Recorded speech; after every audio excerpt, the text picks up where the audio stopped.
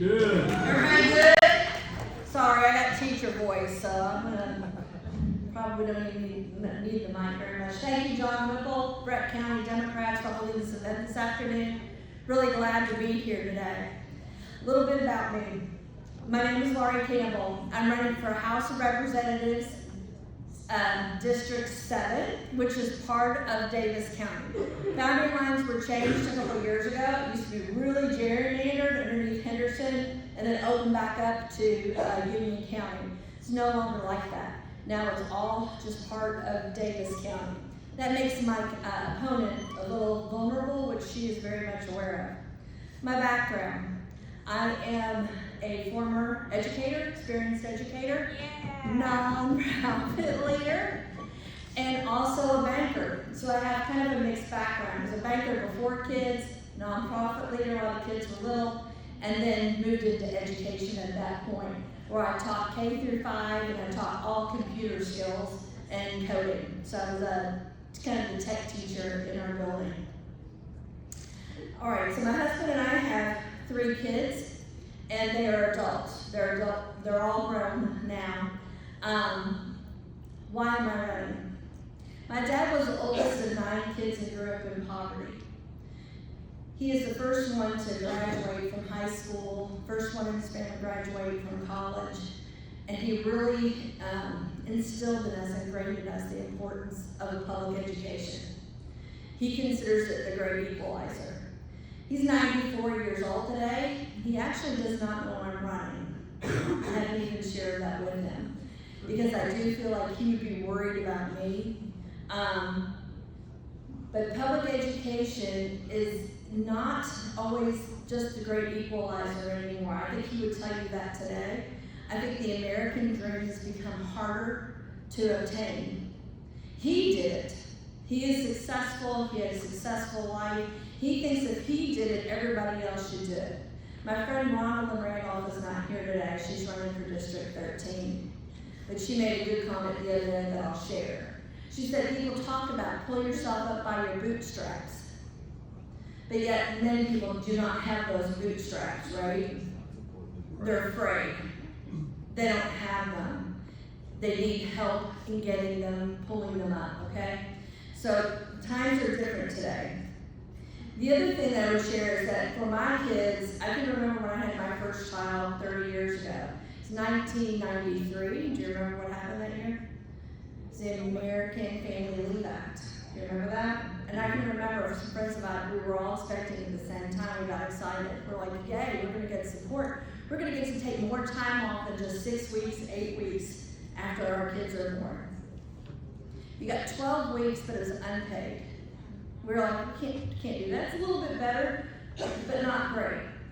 And I can remember thinking when my kids start having kids, it will be better. Things will get better, right? It's supposed to be progress. Things get better. It's not. It's worse. It's harder for them. A lot of them are making decisions not to have kids. A lot of them are making decisions, not to have as many because child care is expensive.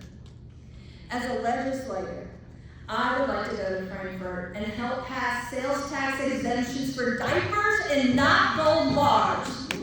Come on, people. How many people buy gold bars? No. Buying diapers. Let's do that. What's that over there? Yeah, she's ready. Are you in District 7? I need your vote. Teachers and administrators have told elected officials for decades that in order to be successful, we need to fully fund public education. Yeah. For over 30 years, I've heard them talk about preschool for all children. That has gone backwards. We're getting less kids in preschool because we no longer provide in Daviess County busing both ways. I was heard just yesterday with lunch with a group of retired teachers, and they were telling me that one of our preschool classes, that next year it's going down to just one preschool class. That's backwards. We know preschool works. Our Audubon area Head Start preschool program, I want you to think about it for a minute, what their kindergarten readiness rate is, okay? Right now in Daviess County, it's about 46%. But our Head Start program, guess what percentage they have kindergarten ready? Like 85%. It is amazing. We know preschool works. Why not do that? Why not fund it? Especially when the experts in the room are telling you to do it. We know there's a direct correlation between the reading level at 3rd grade and future incarceration rates. Which would you rather fund? People in prison or educating children? That's right. That's right. How is that even a choice? Then in order to truly reach a student and teach them state standards, we need to reduce class sizes. It's not complicated. You have to make the choice to fund it. So I want to connect something for you. Every single person in this room, because I know we come from different counties, everybody that on their ballot had Amendment 2. Do you remember that one? Change the state constitution to change some terminology because they're trying to get after public funds and taking away from public schools. The sponsor of that amendment is my opponent. Wow. Okay, come on. Yeah.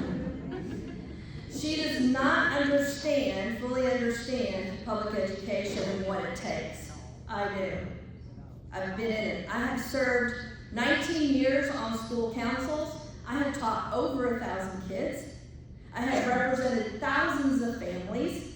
I know what it takes. So let's send somebody to Frankfurt that understands the issues and can drive legislation to support it. That's right.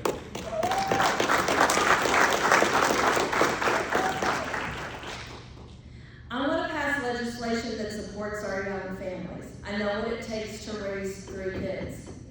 I want to help out with child care tax credits, anything that helps them to be able to support their families. I know, because I know the life. I raised 3. It's not cheap. I support a livable wage, as hard work deserves to be paid fairly. I support creating a vibrant economy that provides good paying jobs for our families so they can afford that housing and child care. I know what a paycheck making less than $14 an hour looks like. It is not a livable wage. It is not enough. We're expecting families to do more with less. I advocate for social support. John F. Kennedy once said, a rising tide lifts all boats when addressing economic needs.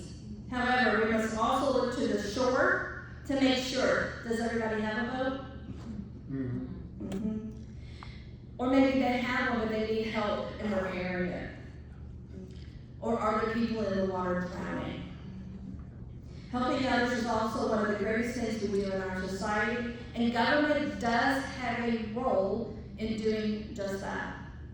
As a former banker, I know how to balance a budget and avoid wasteful spending. You want to talk about wasteful spending? It's like what my friend Vicki talked about. We've had 4 lawsuits about public education that are unconstitutional that have landed in courts. How much money do you think is wasted in attorney's fees, court fees, all of that, and having to deal with that legislation? We've actually looked to try to see if we can find that amount, but guess what? There's no oversight. So who knows? But we do know it's happening and that it's wasteful. I'm not interested in unconstitutional legislation. I do want to share with you, Donna mentioned it. Donna and Vicki and I and Ronlyn are sister state slaves, what we're calling ourselves. I have a little letter. And the reason why we kind of branded that is because it's the first time ever in Daviess County that we have, and we think maybe in the history of Kentucky, an all-female state slate. Ronlyn is not here today. Unfortunately, she could not come here today, but she is the first African-American female out of Daviess County to run for a state-level position. So we're excited about making that history as well. Again, my name is Laurie Campbell. I want to be the next state representative for District 7. I will share with you kind of what my friend Sagan said. If you do not have a Democrat in a certain position that is running in your county, adopt one from a neighboring county, okay? Help out by donating money, volunteering, canvassing. I'm gonna throw in a little thing about Kentucky Democratic Party since Amanda left. They're working with county parties right now, getting ready to do some canvassing. They're gonna reach, the people they wanna talk to are Democrats who have not voted very consistently, like once in the last 5 elections. So we're gonna be knocking on those doors. They do, because I didn't know this until I went to fill out the form for our party. There's a walk piece literature. I'll have it at the table if you want to check it out. They're providing that, KDP is providing that to county parties for free. So make sure you check that out and get those and knock on those doors. Help volunteer with your county party. Thank you guys for your time.